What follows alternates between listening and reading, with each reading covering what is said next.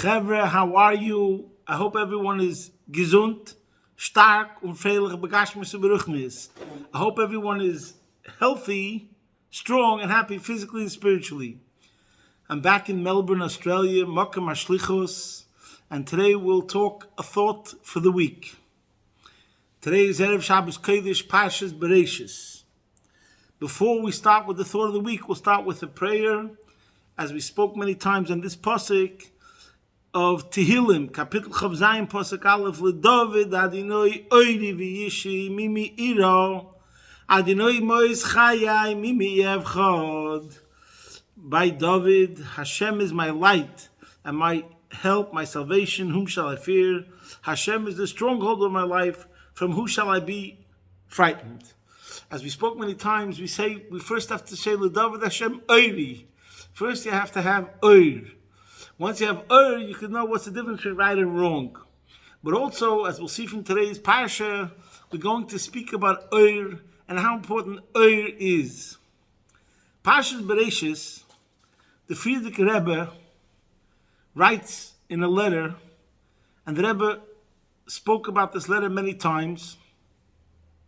So we're going to mention Tachlis, what is demanded of us.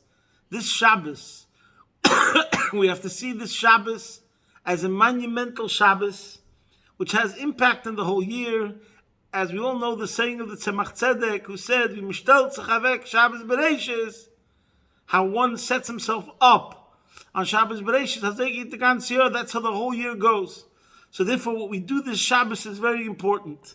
And the Frierdiker Rebbe wrote in a letter that everyone should gather together in this Shabbos Bereishis and do what should be done, best possible behavior.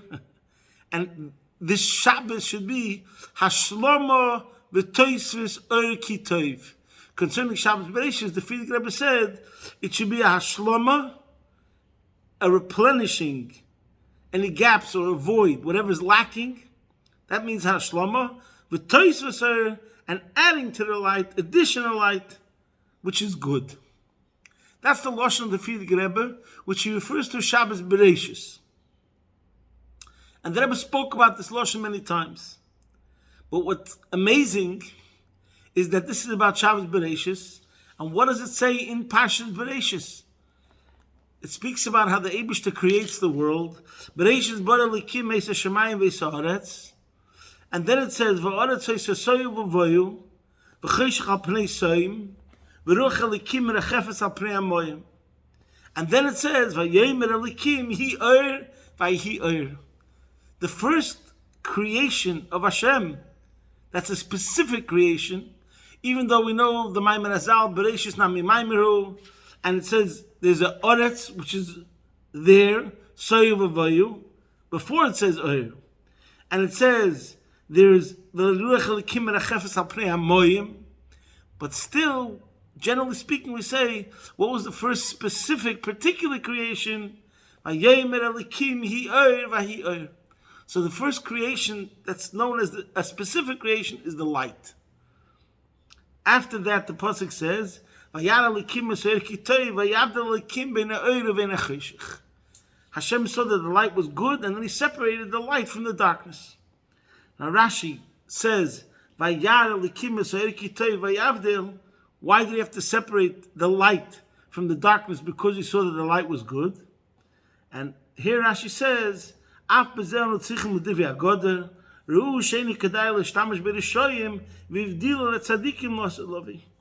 says that Hashem saw that the light shouldn't be for the wicked to use it, so therefore he set it aside for the righteous in the future. And then it says another pshat of pshutekach persheyu ru kitov. It's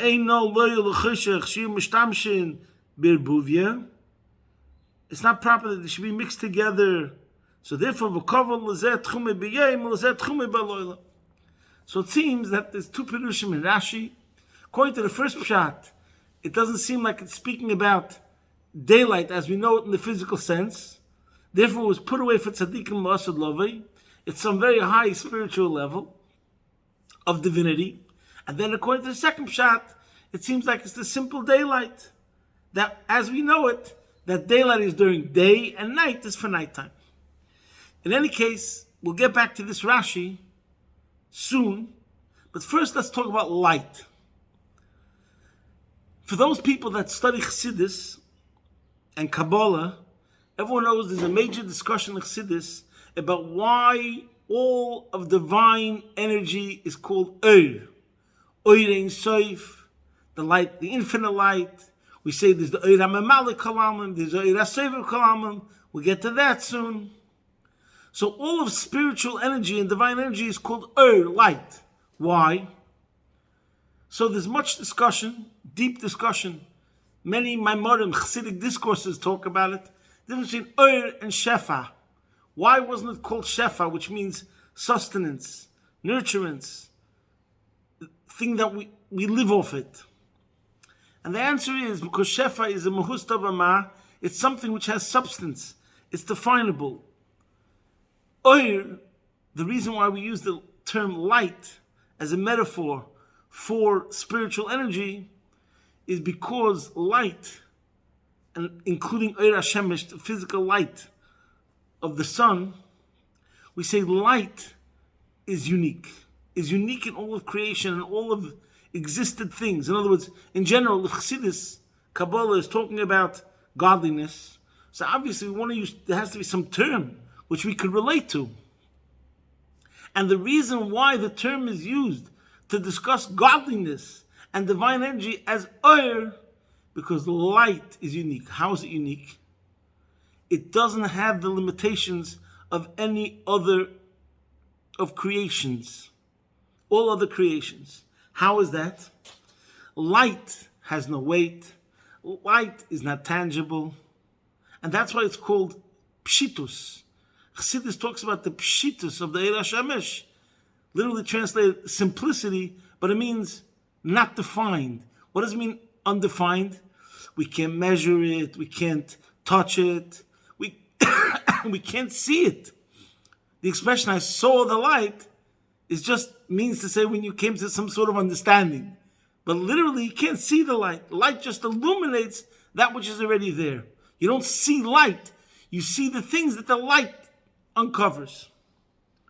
So in other words, that's the reason why Chassidus and Kabbalah talks about divine energy and uses the term light, because light represents something which is unlimited. Not like all of the creations that are tangible and therefore are limited and therefore are measurable. There's also another thing, according to science, that there's some paradox in light, which we say it's a wave and a particle, which is unique, which we don't find about any other physical things either. But that's a separate discussion. So now, we see how light represents an analogy for infinity. That's number one. Now, number two, in general, there are two types of lights in divine energy. So there's the physical light, number one, which is an analogy in general for divine energy. And then there's Oir HaMemalik Kalamim, and there's the Oir HaSover Kalamim. There's the light of Hashem, which we say is contracted and came down into creation according to the levels of creation. And then there's the light of Hashem, which is called the Oir HaSover Kalamim, the transcendental light, which is the infinity of Hashem himself. Now, in general, this pasuk, Bereishis bara likim eis hashamayim v'esaretz, is talking about Shem Elikim. That's the story of creation and the energy of Hashem, which is connected to creation, which is a limited level of light. And that is the level also which is connected to the Asara Mamoris, Shebehem Nivra Olam, the 10 sayings and utterances that created the world. But there's a higher level, which is connected to the Aseres Hadibris, not the Asara Mamoris. Anoichi Havaya Elikecha. There's the Yud Kei Vav Kei. And Anoichi goes on Atzmos Hashem himself. Havaya is Yud Kei Vav Kei, a higher name, a higher level of light than Elikim, the lower level. And we say like this, According to Chassidus, this that Rashi says over here, that Ra'u she'ein kedai l'shtamish b'rishoyim v'ivdil tzadikim l'aseh lovoi, that doesn't mean that this light was hidden for tzadikim l'aseh lovoi and is not connected to us now. No. It means that there's a level of tzaddikim that are now in the world. And there's a state of consciousness and awareness which is also loving. The idea of redemption, the idea of infinity. In other words, this higher level of light, of Sovev Kalaman, which is not really connected to creation, but is connected in particular to the Jewish nation, which is connected to the Torah, which is connected to mitzvahs, which is the infinity light. That level of light, which if a Jew attaches himself to this level of light, he's able to transcend the world and bring out light into the world. And this is alluded to in the Balaturim. The Balaturim on the Pasuk Es Ha'or, where it says, Vayar Elikim Es Ha'or Kitov, the Balaturim says in the words Es Ha'or B'gematria Ba Torah. The word Es Ha'or, the words Es Ha'or, is B'gematria Ba Torah V'oil Minyan Tayag. That means 613. The words Es Ha'or equals 613, and that's the word Ba Torah, and it also alludes to Tayag mitzvahs. So in other words, this level of light, Vayar Elikim Es Ha'or, which was Vayavdil, that he put it away for tzaddikim, means he gave it to the Jews. He put it into the Torah. He put it into the mitzvahs. When a Yid learns Torah, and when a Yid does mitzvahs, and he connects himself to tzaddikim, then he's able to transcend all the limitations and whatever obstacles there are that are connected to the world. And this is what it means over here. Maybe we could say that when the Friedrich Rebbe writes that on Shabbos Bereishis, if we do what we have to do, it will be in such a way that it will be Hashlama v'toisves or kitov. Hashlama could mean, let's say, memalik halaman, that there's a void, there's a lacking, and we just fill the void. That's one level. But when we say v'toisves or, the adding of light, which means there's no limit to adding, there's more and more light, and that's the level of Sovev Kalaman, the level which transcends limitations. Okay. Now, what I'm saying, what I said now, until now, is connected to a Sikha of the Rebbe, really two Sikhas of the Rebbe. And in one Sikha, the Rebbe says something which I don't think he says anywhere else, where he spoke about Shabbos Bereishis, and he says that on one hand, Shabbos Bereishis is the last stop. It's the last stop. It's a major stop. There's a train. The train travels along, and to get to the right destination, and there's some major stops. It started with Rosh Hashanah, Yom Kippur, Sukkot, Simchas Torah. Then comes Shabbos Bereishis. It's the last stop to jump onto the train to get you where you're meant to go. But he also said, he gave an analogy, and here you see the Rebbe's unique method of bringing an example from the physical world and then connecting it to the deepest ideas. He said, we see that a balabusta prepares for Yontif, and she prepared for Sukkot and Simchas Torah. She prepared lots and lots of food and for Baisen and Mashke, and her cheshbon was she prepared more. She goes with the attitude that she's going to prepare very, very, very much, and whatever's leftovers will be used for the Kiddush for Shabbos Bereishis. That's the analogy that the Rebbe gave. And then the Rebbe said, so that on one hand, when you look at this concept, and you say that what she prepared, the leftovers are for Shabbos Bereishis, so when you say the term leftovers, it seems like it's less, at least less than half of what she had prepared. So the term leftovers seems to be negative. So the Rebbe says, no. Sometimes the leftovers could contain more, or it has a certain superiority than whatever was before. And the Rebbe bases this on a story in Tanakh, the famous story of Elisha, where the wife of Avadia came to Elisha and said that her husband passed away, and what should I do? That there are creditors, and they want to take my 2 sons to be slaves. This is what the wife told Elisha. And Elisha says, this is a story in Melachim Beis. And Elisha says to her, so what can I do for you? Tell me, what do you have in the house? So she says, all I have is a jar of oil. And Elisha says, go borrow vessels, empty vessels, and go in, shut the door, and pour oil into all these vessels, and carry away the full ones. Anyway, she got vessels, and she poured.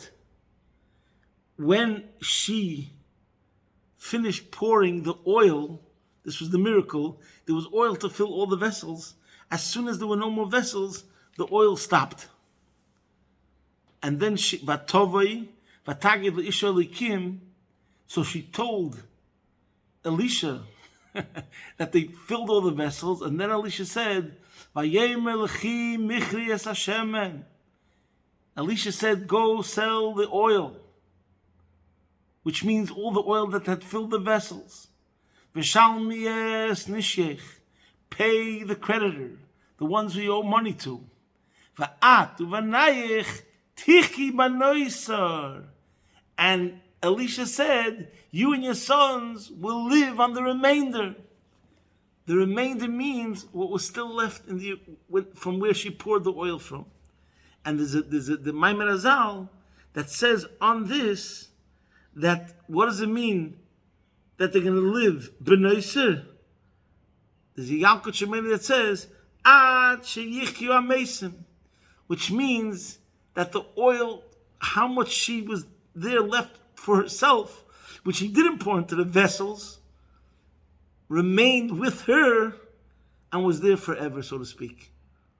So the Rebbe brings proof from this story of Elisha that he said, V'atu v'nayich tichi b'noiser, over there b'noiser was the part, the leftovers, was really more than all that filled the jars before. So we see that leftovers could sometimes have a positive connotation, that it can mean that it has a superiority even from what was before. And the Rebbe says the same thing concerning Shabbos Bereishis, that even though Shabbos Bereishis, one could seemingly call it the leftovers of Tishrei, the Rebbe is telling us, no, this Shirayim contains powers and energy and something that could sustain us for the rest of the year, in a certain sense, more than what was before. So this is the point, my friends. It's Shabbos Bereishis, it's a new year, there's new energies, and we should go into the Shabbos and realize the specialty of Shabbos Bereishis, of Yom Shtel Tzchavek Shabbos Bereishis, Hazeh geht the ganze Jahr. Talking about light, we mentioned this Hayom Yom before, but I'll mention it again because it's so important. It's something we have to think about. The Tzemach Tzedek, this is the Hayom Yom of Vav Elul. The Tzemach Tzedek said, the Baal Shem Tov had Zeir Hol Gehat Lichtigkeit. The Baal Shem Tov cherished light. V'omar Oir b'gematria roz. Light is numerically equivalent to roz. The word Oir is 207. The word roz is also 207. And what does the Tzemach Tzedek say on that? Der was weiß dem Soid was in jeder Zach. Whoever knows the secret within any entity kann lichtig machen, can diffuse light. So the Tzemach Tzedek explained, number one, the Baal Shem Tov lieb gehat Lichtigkeit, because that's what Chassidus is about. Pnimius HaTorah, the inner dimension of Torah, reveals the inner dimension and the inner aspect of every single thing. So therefore, the Baal Shem Tov, who is the founder of Chassidus, which is the Pnimius HaTorah, so he reveals the inside story. Whether we're looking at an Ish Poshet, you have to realize that his Sosan, the Nishmasa, has a sincerity and a wholesomeness and a purity that even the greatest scholar might be lacking. Because he saw the inside of a neshama. He saw the inside of another Jew. And the same thing of the world. The Baal Shem Tov was the one who says, "Ad der Eibishter is als and als is der Eibishter." The whole point of Chassidus, one of the major points of Chassidus, is to reveal Achdus Hashem, the oneness of Hashem in the world. So this is the point. Der was weiß dem Soit was in jeder Sach, kann lichtig machen.